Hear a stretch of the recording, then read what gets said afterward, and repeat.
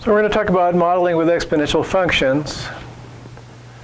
In order to use an exponential function, you need exponential growth. Exponential growth corresponds to multiplying by the same number over and over again. The example here is the number of Snapchat users was 3.939.154 million in 2013 and grew by a factor of 2.0585 over the previous year. If this continues, estimate the number of users in 2019. If this continues means the growth by a factor of about 2 happens every year. So if you start with 39 million, at the end of the first year, you have 39 million times approximately 2. And then you have that new starting amount at the end of next year, which is 2015. You'd have 39.154, and you'd have another factor of 2.0585 thrown in there. And year by year,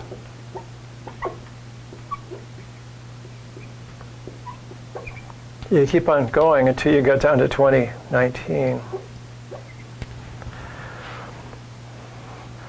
So we see this pattern would continue. You'd have this cubed, 39.154, 2.0585, like that. And it keeps doing that. So I want to write that as a function. It looks like what we have here is 39.154 times 2.0585 to the x.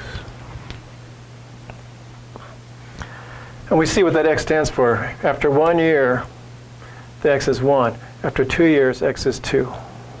So x is the number of years since 2013, like that. So for 2019, x would be 6. 1, 2, 3, 4, 5, 18. 6. Like that. And then we would just plug 6 in there. So we get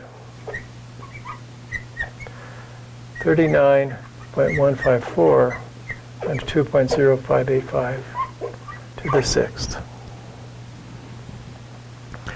which is approximately 2979.075 million.